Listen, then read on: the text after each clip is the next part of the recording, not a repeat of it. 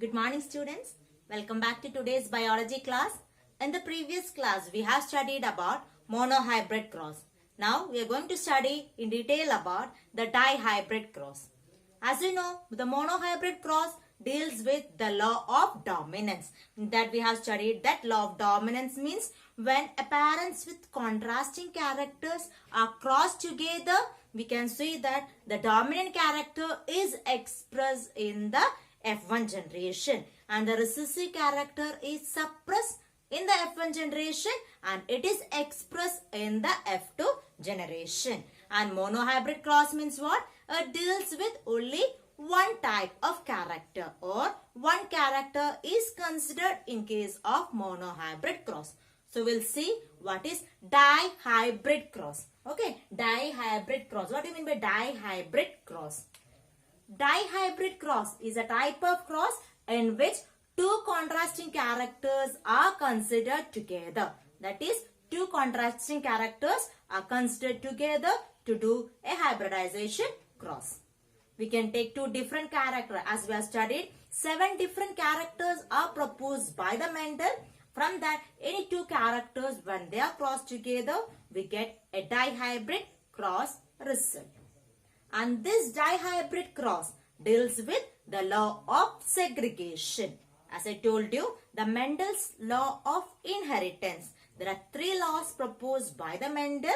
That is law of dominance, law of segregation and law of independent assortment. So, the dihybrid cross deals with both the laws. That is the law of segregation and law of independent assortment. So, we'll see what we mean by law of segregation. Next is about the law of segregation. The law of segregation states that when two traits come together in one hybrid pair, the two characters do not mix with each other and are independent of each other. That means that when two traits come together in one hybrid pair, the two characters do not mix with each other and are independent of each other. That means when we do a dihybrid cross, we can see that the characters are not mixing up together. They segregate from each other. That means they separate from each other. This is the law of segregation. And based upon this law, only Mendel done the dihybrid cross. The law proposed by the Mendel is called as law of independent assortment. According to this law, that is, this means that at the time of gamete formation, the two genes segregate independently of each other. That is, as we know, during the gamete formation or during the process of reproduction, what is taking place? The gametes are formed and the gametes, that is the male gamete is the sperm and the female gamete is the egg or ovum. During the process of the reproduction, they segregate. The gametes segregate and they assort independently. That is, they arrange independently. This is called as law of independent assortment. We are going to do the next cross, that is the dihybrid cross. As I told you, in the dihybrid cross, we are considering two characters together. That is, the two characters are crossed together in case of dihybrid cross. So, the two characters which I am going to select here is based upon the shape of the seed as well as the color of the seed. We had studied the contrasting characters proposed by the Mendel. Okay, in that the dominant trait, that is the shape of the seed is round and the just recessive of that it is wrinkled seed. Okay, and whereas the color, when you see the color of the seed, yellow color is dominant and the recessive color is green. Okay, so I am taking the two characters together. So the character I am taking here is the round yellow seeds. Okay, round yellow seeds are crossed. Okay, are crossed with its opposite character, that is wrinkled green seeds. Is it clear? And this is the character which I have selected here. Okay, so in the dihybrid cross, as I told you, I have selected the character called round yellow seeds crossed with wrinkled green seeds. So we'll write here the parents of this cross. Okay, the parents, since both the characters are here, R will represent for round color and Y we will represent for yellow seeds. and is crossed with the just opposite of that. That is the recessive character R, and the opposite of that Y. I hope this is clear for you. That is, the round yellow seeds are crossed with wrinkled green seeds. Round we will represent RR. Yellow seeds will represent capital Y. Wrinkled seeds will represent small r. And whereas in case of green seeds will represent small y. Next is representing the gametes. Since it is a dihybrid cross, so we have to remember in the mind that within the circle 2 characters should be there. That is, round is there and color should be there. Shape as well as color. So we can see a pair here. So capital R, capital Y. Here also small r, small y, small r, small y. I hope this is clear for you. That is, the next step of the parents will write the gametes, as we have done in the monohybrid cross. And the next is doing the selfing. Next step is doing the selfing. Clear?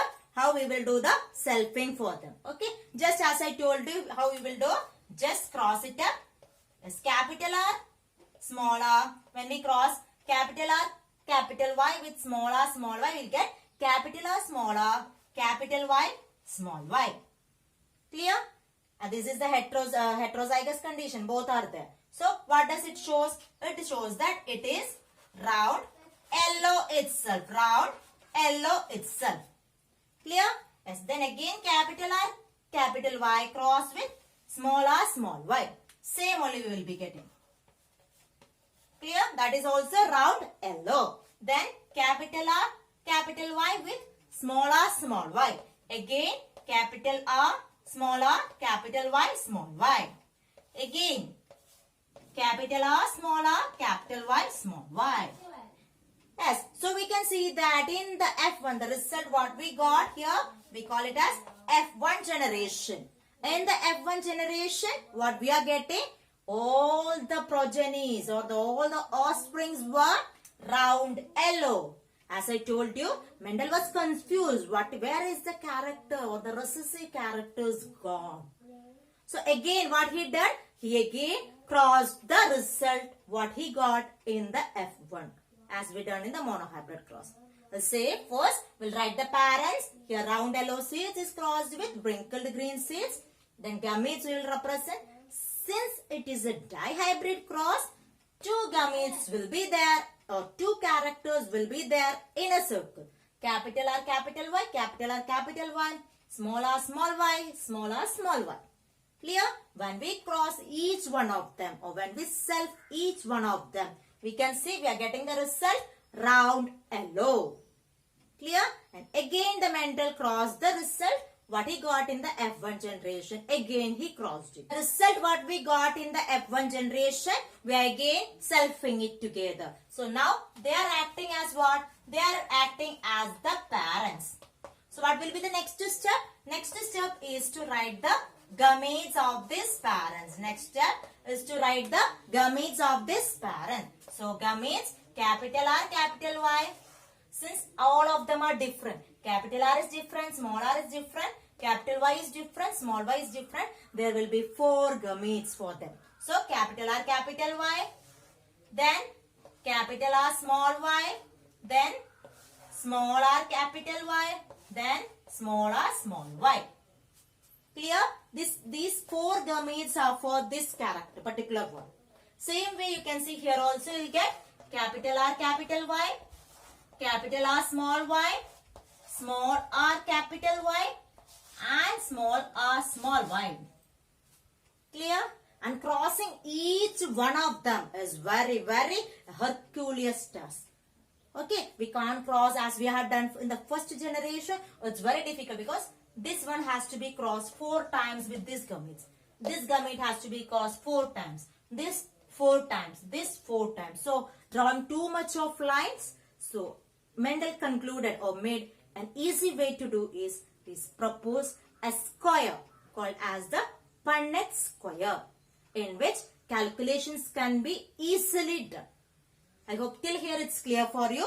What we got, the parents, we wrote the gametes. Now we have to self each one of them.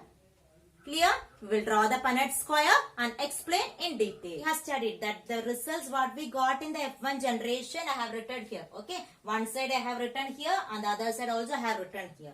And this particular box we call it as the Punnett square. Okay. In the Punnett square at the top will be representing male and female. Like that symbol we will mark.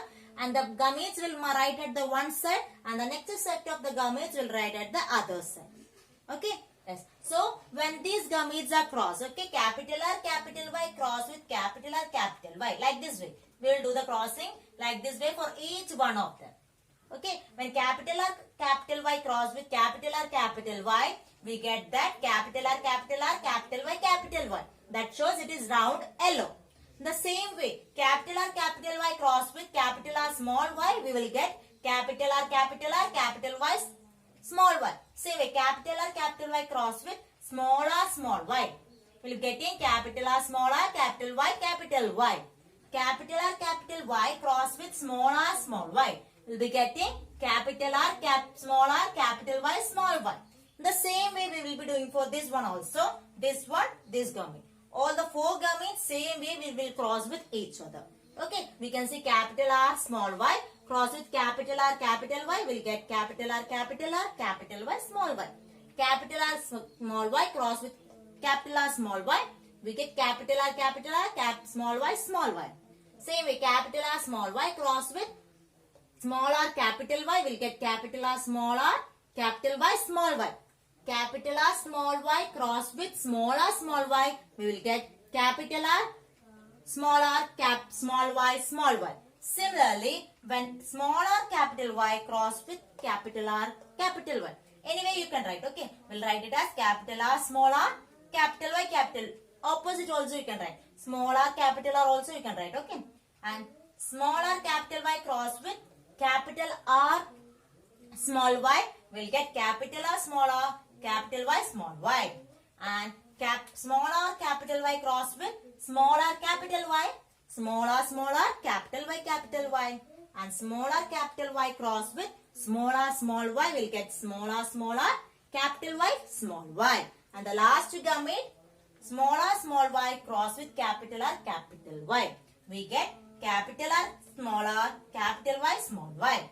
Small r, y cross with capital R, small y. We get capital R, small y. Same way, small r, y cross with small r, capital Y. We get small r, capital Y, small y.